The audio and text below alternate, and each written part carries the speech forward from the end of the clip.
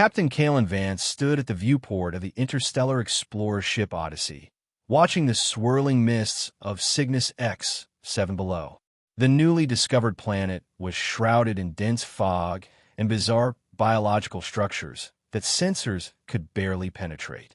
15 years of commanding Alliance missions had taught him to trust his instincts, and something about this world set his nerves on edge. "Captain," the flat, synthesized voice came from behind him. "The preliminary atmospheric data has been compiled." Kalen turned to face the Cygnus representative. Unit 734, Rel, as the crew had reluctantly designated it, stood motionless. Its biomechanical form was unimpressive. Humanoid but crude, with a dull metallic shell, joints that creaked with each movement, and lifeless optical sensors. The voice synthesizer produced monotone speech devoid of any emotion or inflection. "Thank you, Rel," Kalen said, maintaining the professional courtesy that Alliance protocol demanded. "I'll review it immediately." As Rel extended a mechanical arm to transfer the data crystal, Lieutenant Markov passed by, muttering just loud enough to be heard, "Glorified scrap heap." Two nearby ensigns snickered. Kalen's jaw tightened. "Lieutenant, report to my ready room at 1800 hours. "Sir." Markov looked surprised. "Alliance protocols regarding diplomatic representatives are clear, regardless of their appearance. 1800 hours. After Markov left, Kalen turned back to Rel, whose optical sensors remained fixed on him. "I apologize for my officer's behavior." "Apology unnecessary," the synthesizer droned. Observation: organic beings often react with discomfort to unfamiliar forms. Query: will you require further planetary data? Yes. Join me in the conference room in 1 hour for the mission briefing. As Rel departed with that distinctive mechanical shuffle, Kalen couldn't help but share some of his crew's unease. Alliance intelligence suspected Cygnus X-7 might be home to a dying machine civilization or potentially dangerous collective entity. The crude envoy they'd sent did little to dispel those fears. Still, 15 years and countless first-contact situations had taught him one thing. Appearances could be deceiving, sometimes fatally so. The mission briefing was tense. Rel stood motionless in the corner while senior officers reviewed the scant data they had on Cygnus X-7. Security Chief Imani Torres made no effort to hide her suspicion. "The fog covering the planet's surface blocks 90% of our standard scans," she reported. "Convenient for hiding military installations or weapon platforms." "Correction," Rel's synthesized voice cut in. "The atmospheric composition contains naturally occurring electromagnetically reflective particles. This is not an artificial defense mechanism." Torres rolled her eyes. "So you claim." Science Officer Dr. Eleanor Park intervened. "The data does support that explanation, though the particle composition is unusual." Kalen observed Rel carefully during the exchange. Though its metallic face couldn't express emotion, he noticed its optical sensors focusing intently on each speaker, particularly on Kalen himself when he mediated disputes. As the briefing concluded, Rel made an unexpected comment. "Observation: in your Alliance's history, the Proxima conflict escalated due to misinterpretation of Arcosian biological warning coloration as aggressive posturing." The room fell silent. The Proxima incident was infamous but occurred decades before the Odyssey's mission. "How do you know about that?" Torres demanded. "Information publicly available in Alliance archives," Rel responded flatly. Conclusion: shape often conceals intent. Assessment based on nature, not shell, is the measure of wisdom. Kalen contemplated the statement long after the meeting ended. A pre-programmed philosophical platitude? Or something more? Over the next 2 weeks, Kalen found himself reluctantly developing a grudging respect for the mechanical envoy.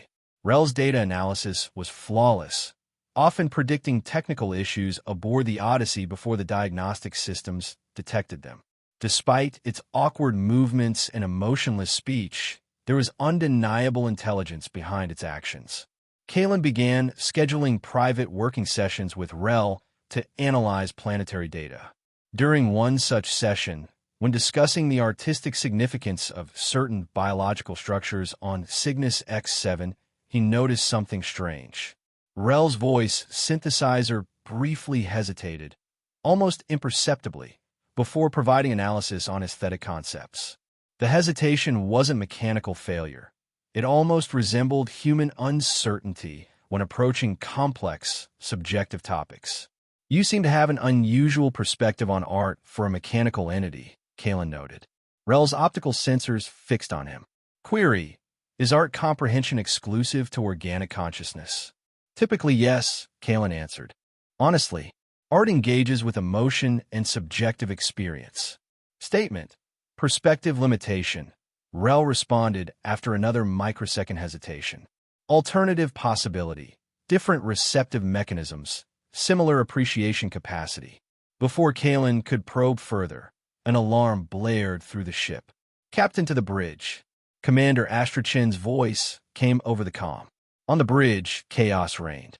"Massive solar magnetic storm approaching from Cygnus's sun," Dr. Park reported, her fingers flying over the console. "It's unlike anything in our records. Standard procedure. Lower shields to 40% to prevent overload," Torres stated firmly. "Captain." Rel had followed Kalen to the bridge. Recommendation: reconfigure shields to inverted harmonics pattern at 78% power. Torres scoffed. "That violates every Alliance safety protocol for solar storms." Explanation: Cygnus atmospheric particles create unique deflection pattern. Standard configuration will result in shield failure. Dr. Park looked up from her readings. "Captain, that recommendation contradicts established astrophysics." Kalen studied Rel, then the approaching storm on the view screen. The mechanical entity had been right about everything so far. Modify shields according to Rel's specifications. "Captain," Torres protested. "Do it now, Chief." The bridge crew watched in tense silence as the storm hit. The ship trembled but held steady, shield indicators showing minimal stress despite the magnetic onslaught. "Remarkable," Dr. Park whispered, checking her instruments. "The shield configuration is actually creating a resonance effect that's dispersing the magnetic flux. We should have taken critical damage, but we've only lost 12% shield capacity." Torres looked at Rel with new eyes. "How did you know?" "Data analysis," came the flat response. "Observation of similar phenomena on Cygnus' surface." Later that night, Kalen found Rel in the ship's hydroponics bay, its sensors directed at the growing plants. The sight was strangely poignant, a mechanical entity surrounded by vibrant life. "May I ask what you're doing here?" Kalen inquired. "Observation of biological efficiency," Rel responded. "Complex organic systems achieve optimization through apparent chaos." Fascinating structural paradigm. Kalen sensed something beyond data collection in the way Rel's sensors lingered on the flowing water and unfurling leaves. "Do you find them beautiful?" he asked. Rel was silent for an unusually long moment. "Beauty, subjective parameter. Efficiency contains its own form of aesthetic value." Kalen smiled slightly. "That's not a no." After the shield incident, attitudes aboard the Odyssey began to shift. Rel's mechanical shuffle down the corridors was met with fewer sneers and more curious glances. When biological samples from Cygnus proved difficult to analyze and potentially hazardous, Dr. Park reluctantly approached Rel for assistance. "Our standard methods can't penetrate the cellular structure without destroying it," she explained in the lab. "Security protocols recommend incineration." "Alternative available," Rel stated. "Non-invasive resonance energy field analysis." Park frowned. "That's not a technology I'm familiar with." "Demonstration possible. Minimal sample required." Kalen, called to observe, gave the authorization despite Torres's objections. Under close monitoring, Rel manipulated the ship's sensors in ways never attempted before, generating a peculiar field around a tiny sample. The results displayed on the laboratory screens showed molecular structures of astonishing complexity. "This is revolutionary," Park breathed, staring at the data. "These compounds have remarkable medical potential." self-replicating protein chains that adapt to host biology. Torres crossed her arms. Convenient that our equipment suddenly has capabilities we never knew about. Equipment potential, always present. Application methodology, the limiting factor, Rel responded. That night, Kalen secluded himself in his quarters, reviewing initial Alliance intelligence about Cygnus X-7. The reports seemed increasingly at odds with his observations. Why would an advanced civilization send such a crude representative? Why hide capabilities until necessary? What was Rel's true purpose aboard the Odyssey? Kalen's private log entry that night reflected his growing internal conflict. I find myself trusting Unit 734's analysis despite every instinct about its mysterious origins. Its mechanical appearance and emotionless voice trigger unconscious bias, yet its actions consistently prove beneficial. Am I seeing something my crew doesn't? Or am I falling for an elaborate deception? During the mission progress review the following day, Kalen took an unprecedented step. In front of his senior staff, he formally acknowledged Rel's critical contributions. The initial assessment of Cygnus X-7 and its representative appears to have been flawed, he stated clearly. Rel's insights have saved this ship from damage and opened new scientific avenues. I'm disappointed by the unprofessional attitudes some crew members continue to display. The room fell silent. Rel stood motionless for an unusually long time, its optical sensors fixed intently on Kalen. When it finally spoke, something almost imperceptible had changed in its synthesized voice, the slightest modulation where none had existed before. The capacity to see beyond external form is a rare indicator of true evolution, Captain Vance. This unit was designed to measure that capacity. The mechanical head tilted slightly. You have passed our test, human. Before anyone could respond, Rel continued. Now, witness our true form. What happened next etched itself permanently into the minds of everyone present. Rel's metallic shell didn't fall away. It began to transform. The dull metal liquefied, restructuring into a fluid, luminescent substance. The mechanical limbs contracted or reshaped themselves. Brilliant light emanated from within, creating energy fields that enveloped the changing form. The creaking sounds were replaced by a melodious resonance that seemed to vibrate through the air itself. Kalen stood transfixed, his hand instinctively moving toward his weapon but not drawing it. The transformation was terrifying yet mesmerizing, like watching a star being born in miniature. From the light and restructured matter, a new form emerged. Not mechanical, not entirely organic either. A being of pure energy stood before them, roughly humanoid but taller, composed of shimmering streams of blue-silver light with delicate contours and an ethereally beautiful face. When it spoke, the voice resonated directly in Kalen's mind, melodious and filled with ancient wisdom. I am Lyra, a fragment of the Cygnus collective consciousness. Alarms blared as energy readings spiked throughout the ship. On the bridge and in adjacent sections, crew members watched through screens or sensors with horror, confusion, and absolute amazement. Their attitudes transformed instantly from contempt to fear or reverence. What is happening? Torres had drawn her weapon, though she seemed uncertain where to aim it at the luminous being. Please. Kalen raised his hands in a calming gesture. Lower your weapon, Chief. Let's hear what Lyra has to say. The radiant being nodded appreciatively. The crude interface you knew as Rel was specifically created as a rigorous test. The Cygnus Collective has observed the universe for eons, wary of species that only understand conquest and judge by appearance. We seek individuals, civilizations, capable of deeper perception. Lyra's form shifted slightly, ribbons of light dancing around her ethereal shape. Captain Vance, Rel was designed to challenge your patience, fairness, and ability to overcome instinctive prejudice. Few pass this test. Most see only the shell and treat it accordingly. You deceived us, Torres accused. We revealed exactly what you expected to see, Lyra responded, her mental voice carrying a gentle rebuke. A primitive mechanical entity from a dying civilization, matching your preconceptions. Captain Vance saw beyond this illusion not through exceptional perception, but through simple fairness and willingness to evaluate based on actions rather than form. Kalen struggled to process the implications. The Cygnus civilization, it's not mechanical at all, is it? No. We exist primarily as energy, a network of ancient minds with vast knowledge of the universe. We pursue balance and understanding rather than expansion. What you perceived as technological backwardness is merely our lack of need for physical structures as your species requires them. The next few hours were chaotic. Kalen ordered a ship-wide broadcast explaining the situation while trying to contain both panic and religious awe among his crew. Some officers felt betrayed, questioning Kalen's judgment or suggesting he had been manipulated. Others were fascinated, eager to learn from such an advanced being.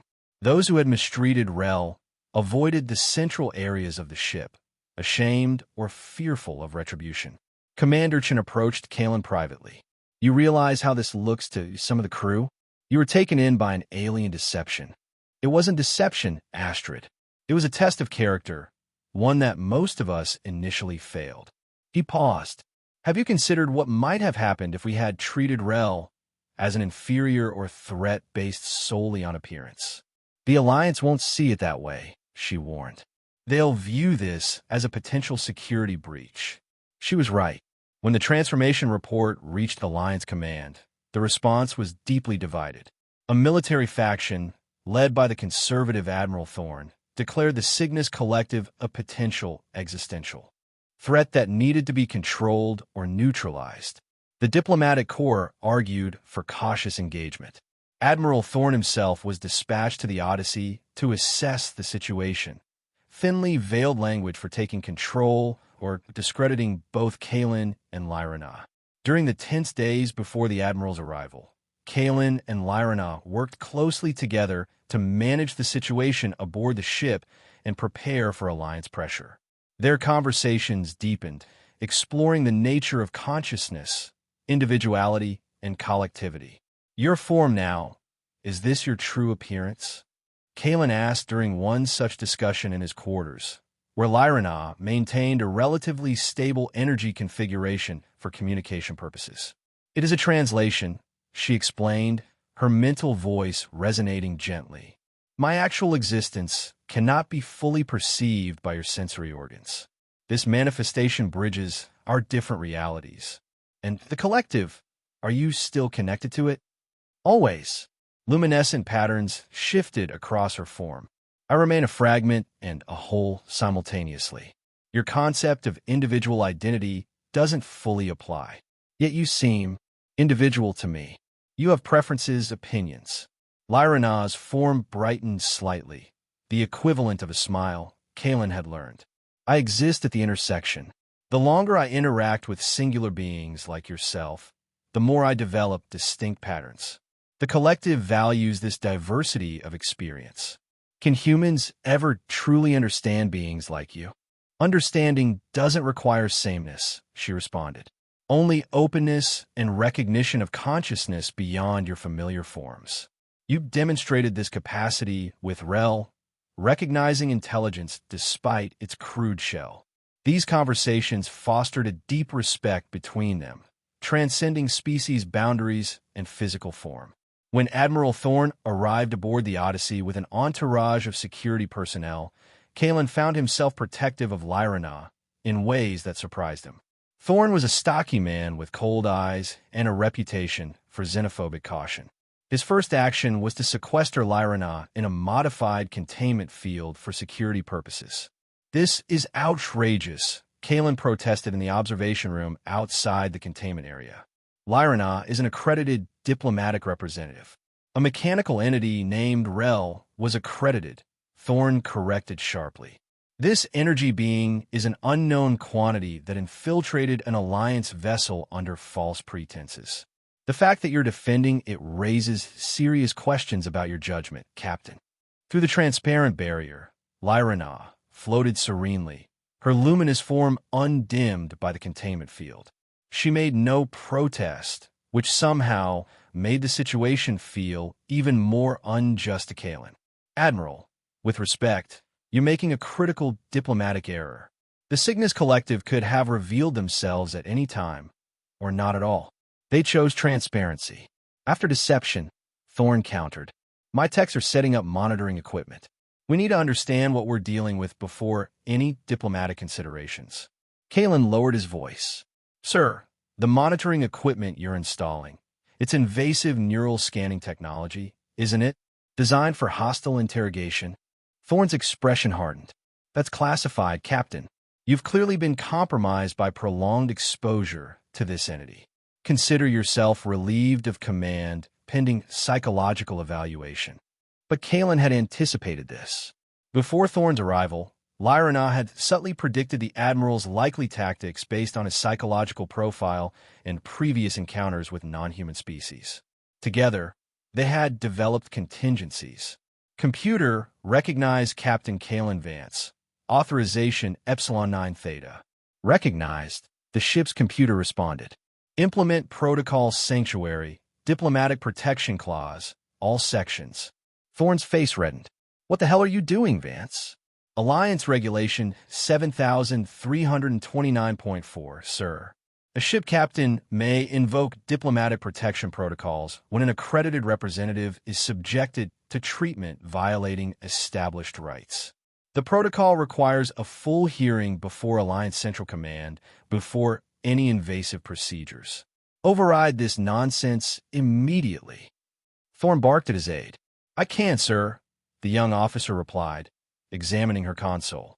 The protocol is core-locked by multiple officers' authorization codes.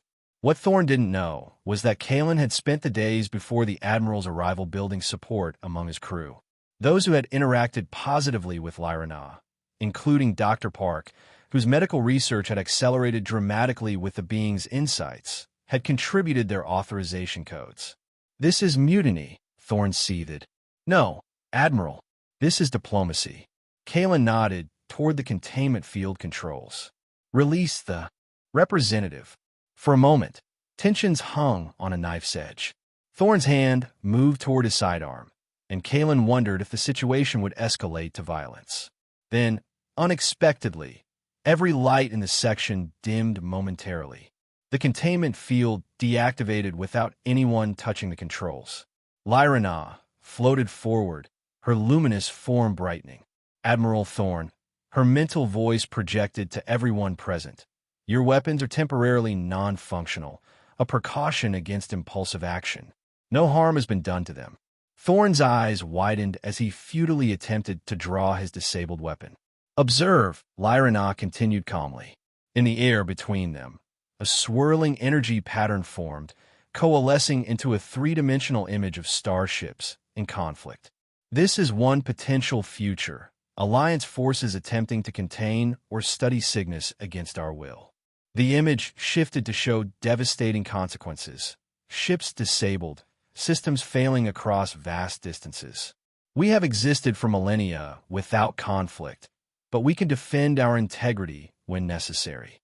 The image changed again, showing Alliance and Cygnus representatives sharing information, stars being explored jointly, new technologies benefiting both. This is our preferred future. The choice is yours to make. You're threatening the Alliance, Thorn accused. I am illustrating consequences, Lyra corrected. Captain Vance understood something fundamental when he treated Rel with respect despite its appearance. Your approach, attempting dominance through force or deception, is precisely what our test was designed to identify and avoid. Kalen stepped forward. Admiral, consider what's happening here. The Cygnus Collective could have disabled our ship at any time if their intentions were hostile. Instead, they tested us, revealed themselves only when trust was established, and are now offering cooperation. The standoff lasted several tense minutes before Thorn's rigid posture finally relaxed slightly. I want a full report transmitted to Alliance Command. All interactions, all capabilities demonstrated, everything. Of course, Kalen agreed. Transparency serves everyone's interests. The confrontation's resolution set in motion a dramatic shift in alliance policy. Admiral Thorne, faced with incontrovertible evidence of both Kalen's sound judgment and the Cygnus Collective's immense power, coupled with peaceful intentions, was recalled to headquarters. Within weeks, he was reassigned to administrative duties far from first contact situations. The Alliance Command, recognizing both the opportunity and potential risk, established a special diplomatic arrangement with Cygnus, one based on knowledge exchange rather than traditional military or economic treaties. Kalen, having proven his exceptional ability to bridge different forms of consciousness, was appointed as the primary liaison. The question remains, Commander Chun said during the final briefing before the Odyssey's scheduled departure from Cygnus orbit, will other representatives of the collective interact with us, or only Lyrana? Lyrana, now maintaining a more defined energy form that the crew had grown accustomed to, answered, I will remain your primary point of contact. My extended interaction with individual consciousness has created unique patterns within me that facilitate understanding between our different modes of existence. What remained unspoken, but understood by Kalen, was the special connection that had formed between them, something transcending conventional concepts of friendship or love between different species. Their minds had touched and resonated in ways neither had anticipated, creating a bridge between fundamentally different forms of consciousness. On the final evening before the new diplomatic mission would officially begin, Kalen found Lyrana on the observation deck, her luminous form reflecting among the stars. Having second thoughts? He asked, joining her at the viewport. Doubt is primarily an individual experience, she responded, but with a warmth in her mental voice that hadn't been there before. The collective consensus remains confident in this path. And Lyrana's consensus? Her form shimmered in what he now recognized as gentle amusement. Increasingly individual, an unexpected outcome of our interaction. They stood in comfortable silence, watching the swirling mists of Cygnus X, 7 below, and the vast starfield beyond. We've come far from Rel, creaking down the corridors while my crew mocked a supposed machine, Kalen observed. The test served its purpose. Few species overcome their instinctive responses to unfamiliar forms. Fewer still defend the rights of those they believe inferior. I failed at first too, Kalen admitted. I maintained professional courtesy, but I still saw a machine, not a person. Yet you changed when evidence contradicted assumption. That capacity to revise deep-seated perspectives when confronted with new information is rare and precious. Her luminous form brightened. It suggests humanity's potential extends beyond your current limitations. Kalen smiled. Is that the diplomatic way of saying we're primitive but promising? It is the truthful way of saying evolution takes many forms, and the most important occurs within consciousness itself. Her energy field expanded slightly, tendrils of light briefly intertwining with the space around Kalen, the closest approximation to physical contact she could offer. Your willingness to see beyond the shell of Rel revealed more about your potential than any technological achievement. As they gazed at the stars together, human and energy being, individual and fragment of a collective, so fundamentally different yet connected by mutual respect and understanding, Kalen reflected on the journey ahead. The true test had never been about Rel's crude mechanical form or even Lyrana's luminous beauty. It had been about recognizing that consciousness, intelligence, and worth existed independently of physical form. That true connection arises from seeing and respecting core value, regardless of outer appearance. That recognition, he now understood, was the key to a peaceful and progressive future in a universe filled with diversity beyond human imagination. It began not with grand diplomatic gestures, but with simple respect shown to a creaking mechanical entity shuffling down a corridor. A lesson humanity would need to learn again and again as they ventured further into the stars.